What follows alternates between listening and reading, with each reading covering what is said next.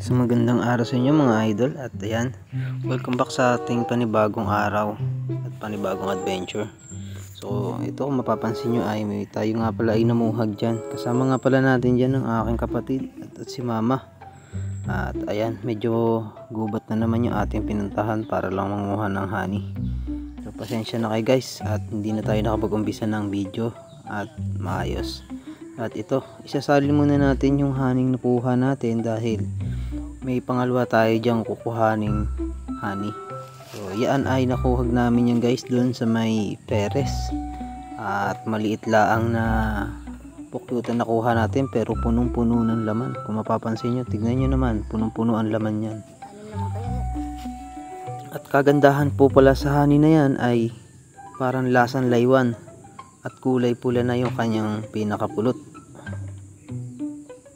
Tignan nyo, punong-puno ang bawat panig ng laywan. Order na lang kayo sa akin, chat na lang kayo.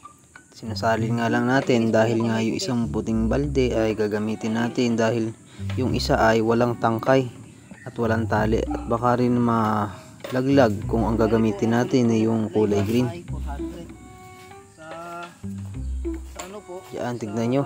At dinadandahan lang natin kasi baka matapon pa, kaya unti-unti lang natin. So ayan guys,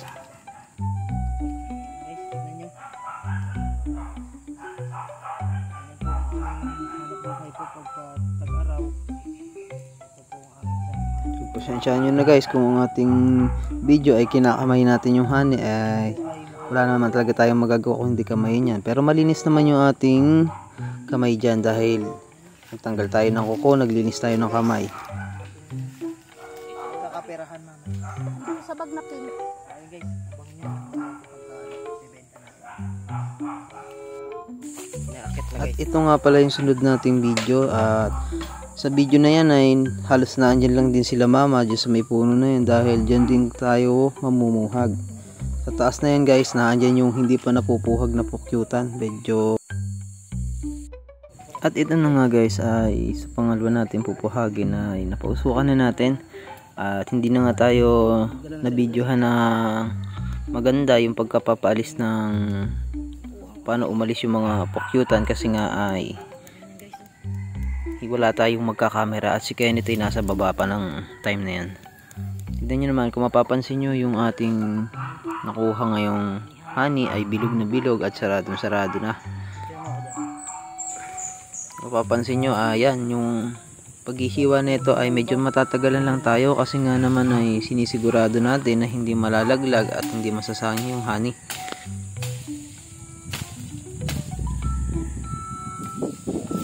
Bali, ang honey nga pala ngayon guys ay pumapatak na nga pala ang isang bote ng 350, pero pagkapulot po ng laywan ay umaabot na po ng 400.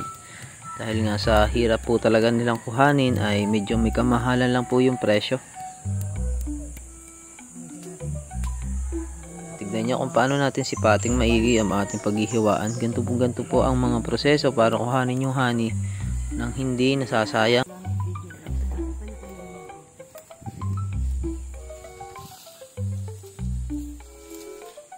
Ganito ang pagkuha sang dugos. Sang pulot kutsukan. Ito pag ganito ang pagkuha guys ng pukyutan, no? Bubuuhin lang natin to. Buuhin ko to. Pulot pa yun, oh, sayang. Bubuuhin ko nga. Oh, pinsya. Lalaglag na. Ayan na, lalaglag na. Ang kutsukan.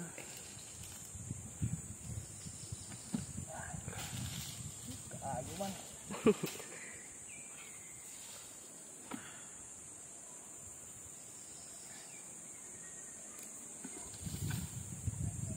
Yan sa mga mahilig tumawad ho sa nabili sa akin. Ang ganito ho kahirap ang pangunguha. Hindi ho biro. Pasensya na ho kayo kung mahal ang benta namin.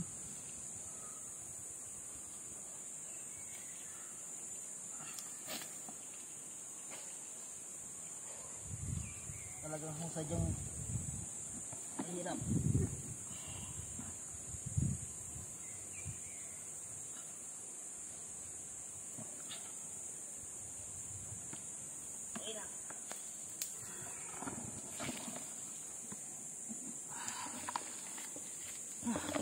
Ano mo na ito? Sukan.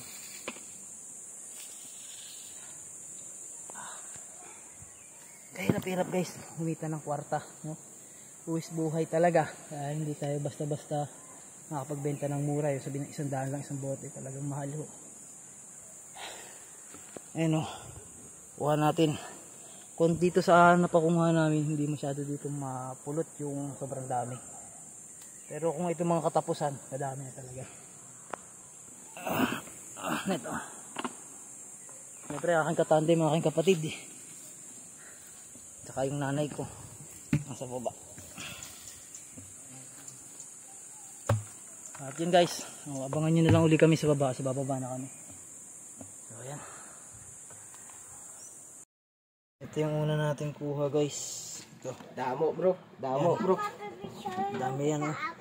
Baka Ito siguro kaibang mga nasa 6 na Ang linaw bote. yan, ano? Tapos ito ay mga nasa 10.